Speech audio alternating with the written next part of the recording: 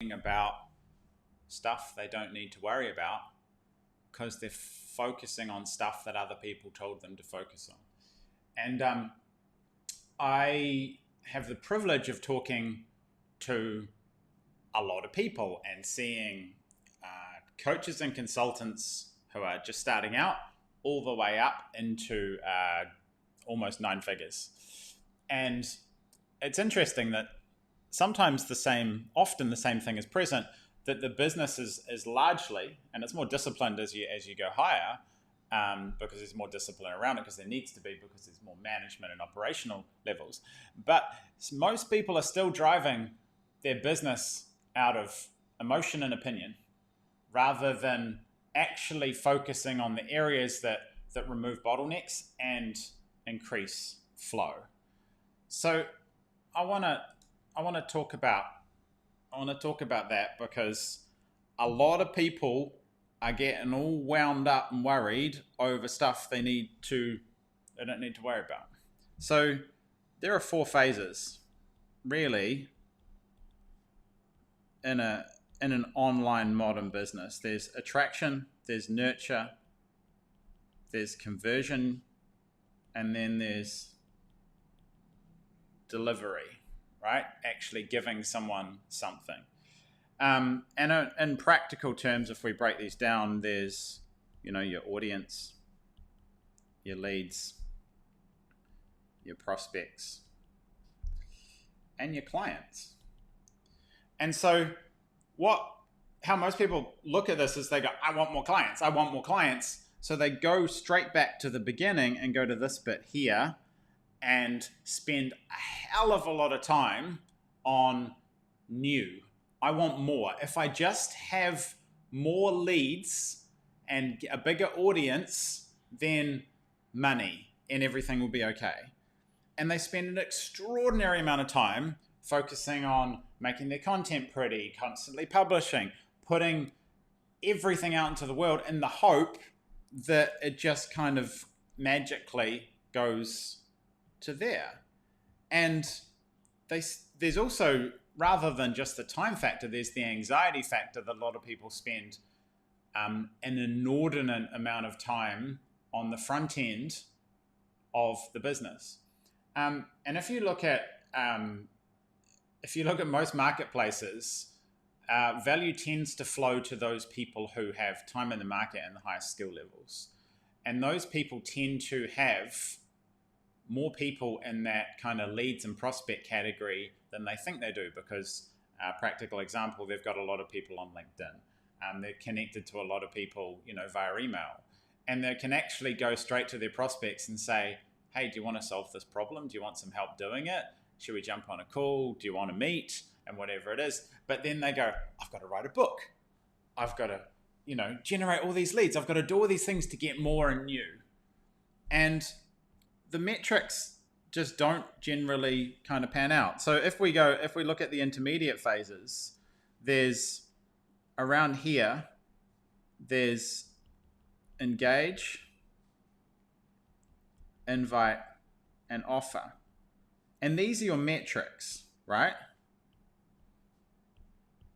These are your metrics. These are things that you can actually measure. One of the, I do a call on Thursdays with the people who are using Smart Alex and using our virtual assistants. And if they're like, this isn't working, or I didn't make any sales, or it's like, how many offers? How many offers did you make this week, right? If you got 5 people on calls and made 5 offers, we got some data, right? How many sales did you make from those? Okay, you made 2. Okay, we have a small amount of data that we can then extrapolate out to say, well, how many invites did you need to get on a, say your sales metric as a sales call to make 5 offers to get 2 clients? Or I needed to invite 10 people. Okay, cool. So 50% of people said, yeah, let's jump on a call. Let's talk about this problem I got and let's see if you can help. Great. How many leads did you need to get to those 10? Well, I needed, there's 50 people on the email list. I made an invite. I followed up with, all 10 of them, and we got those people on the call. Great. You've got some metrics. And then you have some ratios of those metrics, right? It's not rocket science. There's only like some really simple ones, but everybody's worried about all this bit over here and trying to get more of those without actually fucking knowing what any of the follow through actually does. So if you want to make more sales this week, it's Monday in lots of places and it's Sunday in many others, ask yourself these questions. How many offers are you going to make? Because if you make more offers, you make more sales. How many invites? Sorry about green, it's not the best color, is it? Are you going to make to get people into your sales mechanism, a call, a demo, whatever it may be? And how many leads do you need to engage with to get on those? And in practical terms, how much content do you need to publish?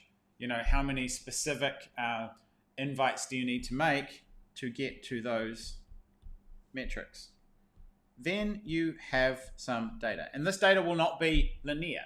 In some weeks, you will get on 5 sales calls and make 5 sales. In other weeks, you will get on 5 sales calls and make 0 sales. But when you have a growing amount of data, you get more accuracy. When you have more data points, you have more accuracy. So there is a huge, and you're bombarded with it every day, of get more stuff. If you just build a bigger audience, if you just attract more people, then everything will be fine. In most cases, in the vast majority of cases, you do not need as big an audience as you think you do. You do not need as many leads as you think you do if you do a good enough job at working the stuff you've got, at working the ratios that you have. Because this bit here is really expensive. And I don't mean in dollars, I also mean in time, and I also mean in energy.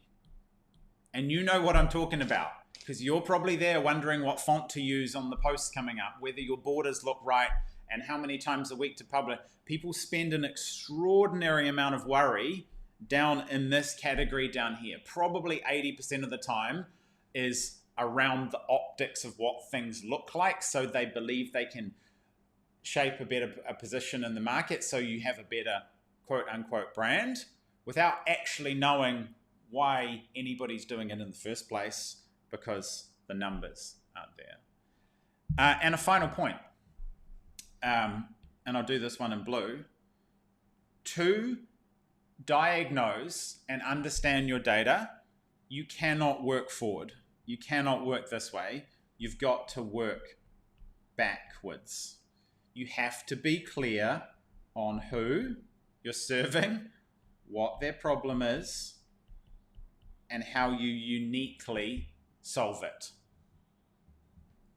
Because without those things, you get very much diminishing returns on there.